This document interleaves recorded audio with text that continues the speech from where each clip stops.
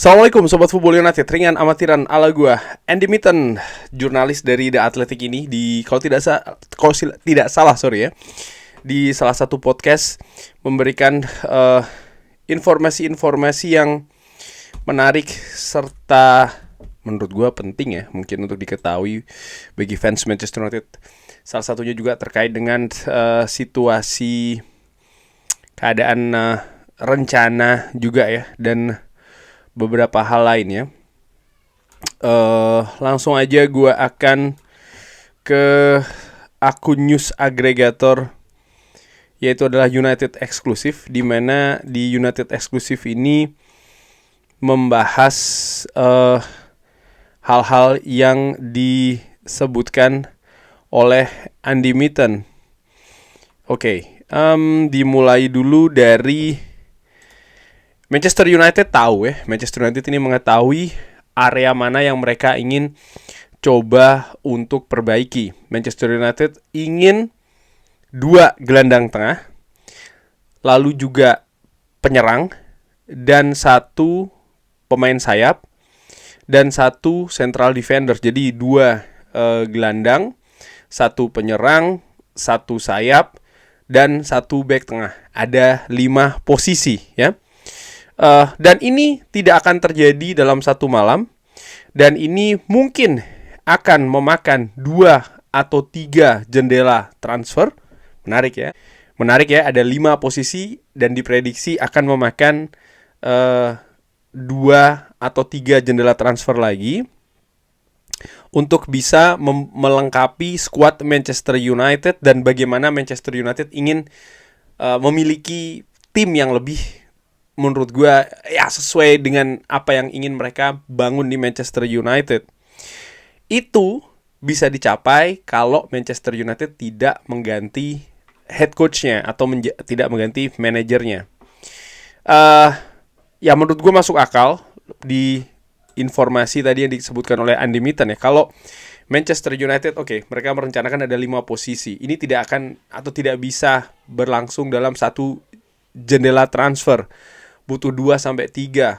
Ada situasi keuangan, ada mungkin juga seperti yang pernah gue katakan juga ya, mengganti squad secara sekaligus itu juga bukan tanpa tantangan yang besar. Dan Manchester United pun juga memiliki step-step, langkah-langkah, proses ya, yang ingin mereka lakukan. Fans mungkin tidak sabaran, fans ingin Manchester United langsung menjadi juara ini, juara itu. Gue gak tahu kenapa seperti itu ya, mungkin juga tidak tahan karena ejekan, bulian, dan lain-lain. Tapi melakukan hal secara frontal sekaligus ini juga mengandung resiko yang besar. Dan menurut gua dari segala situasi keadaan di klub, squad, termasuk juga manajemen yang masih terus dilengkapi, menurut gua ya, kita dengar ada beberapa nama yang mungkin bukan dalam level director, tapi level-level yang mungkin agak sedikit lebih detail yang beberapa waktu belakangan ini datang di Manchester United.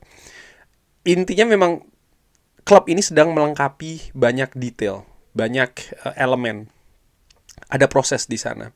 Termasuk juga proses ini nanti akan berterusan ke rekrutmen. Rekrutmen yang sekali lagi gue ulangin, yang terlalu drastis itu kadang juga kita tahu lah, ada beberapa klub lain di Premier League ataupun di Eropa kan juga mengalami kesulitan ya dengan pergantian yang terlalu besar. Tidak selalu membawa kesulitan, tapi banyak menurut gue ya justru kontraproduktif. Dan ini 2-3 transfer disebutkan oleh Andy Mitten dengan syarat tidak mengganti pelatih. Masuk akal. Kalau pelatih ganti lagi, ya akan ada penyesuaian lagi.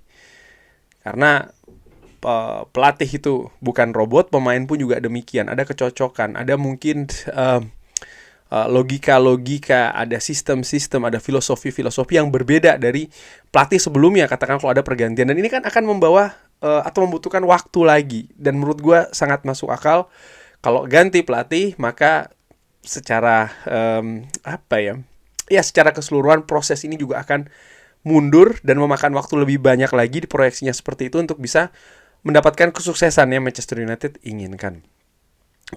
Beberapa pekan yang lalu terkait dengan Elliot Anderson yang menjadi target utama nomor 1 Manchester United, ini betul.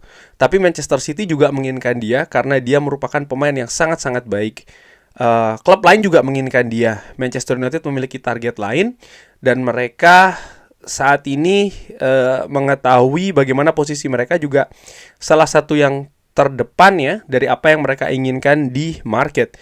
Manchester United sepertinya akan memiliki uang dan mereka tahu apa pemain yang mereka tahu pemain mana yang ingin mereka datangkan, dan ini juga seperti yang disebutkan sebelumnya ya, yang dibahas di pertama, bahwa Manchester United tahu posisi mana, mereka punya prioritasnya dan mereka tidak akan melakukannya secara sekaligus, tapi sekali lagi mereka tahu prioritasnya dan bahkan lebih detail lagi.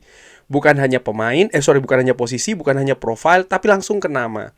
Tentu saja yang mereka inginkan adalah pemain bagus, Elliot Anderson, dan sangat wajar mereka juga memiliki saingan. Saingannya tidak main-main ya, Manchester City. Dan seperti pernah gue bahas juga, mendatangkan pemain seperti yang Manchester United lakukan di musim panas kemarin juga, ini bukan hanya tentang banyak-banyakan uang, tapi juga bagaimana cara mereka meyakinkan sang pemain itu dengan proyeknya, dengan rencananya, dengan mungkin penyesuaian keinginan dari sang pemain di luar keuangan ya. Ini sangat mungkin bisa terjadi dan Manchester United punya pengalaman memenangkan hal tersebut di musim panas kemarin. Tapi ini akan menjadi persaingan yang sangat seru untuk mendatangkan buruan ya, terutama Elliot Anderson yang memang pemain dengan kapasitas yang menurut gue sangat luar biasa dilihat dari kiprahnya musim ini dan juga musim kemarin di Liga Inggris. Bursa transfer Januari, Unlimited mengatakan saya akan terkejut kalau ada pergerakan di bulan Januari. Tapi tipe-tipe pemain Manchester United yang akan didatangkan ini, kalau seandainya memang ada pemain yang sangat-sangat bagus dan klubnya tidak ingin menjual mereka di bulan Januari. Jadi bagaimana target-target pemain yang diinginkan oleh Manchester United, ini pemain-pemain bagus di mana klubnya juga tidak ingin mereka ini lepas di bulan Januari. Ya, klubnya juga pasti akan mengalami kesulitan ya melepas pemain-pemain bagus, pemain-pemain vital, elemen penting di skuadnya masing-masing di bulan Januari. Sekalipun mereka mendapatkan dana yang mungkin lebih besar ya, tapi ya ada resiko perjalanan klub mereka masing-masing ini yang pemainnya diincar oleh Manchester United akan justru merosot ya kan di fase penting kompetisi terutama Liga Inggris. Nah, Manchester United sebenarnya idealnya menurut gua ya secepatnya mendatangkan pemain itu, mengamankan. Tapi ada dua situasi. Nomor satu, situasi keuangan jelas ya. Di bulan Januari ini masih belum tentu karena Manchester United akan sangat menggantungkan pada pemasukan dari menjual pemain. Dan ini akan terjadi di bursa transfer musim panas. Lalu nomor dua, ya sebenarnya kalau bisa didatangkan lebih cepat akan menghindari persaingan. Tapi lagi-lagi nih menurut gue bukan hal yang mungkin terjadi ya. Manchester United mungkin tidak akan mendatangkan pemain. Gue akan sangat terkejut juga seperti yang dikatakan oleh Andy Mitten kalau Manchester United betul bisa mendatangkan di bulan Januari. Ada beberapa kebutuhan dari situasi 5 tahun yang lalu ketika performa sangat buruk dan mereka butuh untuk mendatangkan pemain baru dan akhirnya mereka mendatangkan Bruno Fernandes di bulan Januari pada saat itu ya. Tapi lagi-lagi nih Andy Mitten mengatakan akan terkejut kalau target utama akan datang di bulan Januari. Walaupun dia juga menyebutkan dia akan sangat happy kalau perkiraan dia ini salah. Sama seperti yang gue sebutkan, gue juga memperkirakan tidak mungkin, tapi kalau seandainya terjadi ya gue happy.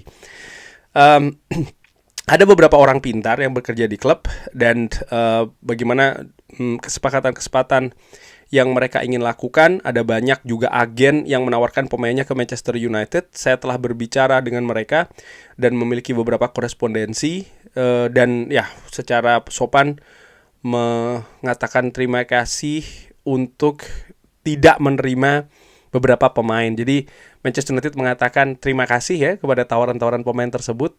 Thanks but no thanks, kurang lebih seperti itu. Jadi ya Manchester United juga menunjukkan bagaimana mereka masih klub besar dan memang mereka salah satu klub terbesar ya dari ukurannya dan lain-lain.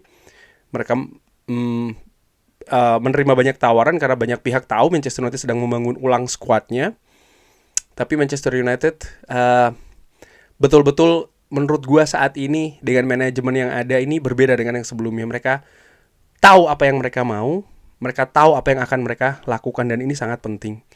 Dan semoga ya kita akan segera melihat hasilnya. Dan yang gua maksud segera, ya tadi disebutkan di awal 2-3 transfer yang akan dilakukan dulu sebelum Manchester United memiliki skuad yang lebih komplit. Ini juga harus memperhatikan apa yang dilakukan juga oleh pesaing-pesaing Manchester United lainnya di Premier League untuk bisa ya kembali lagi ke periode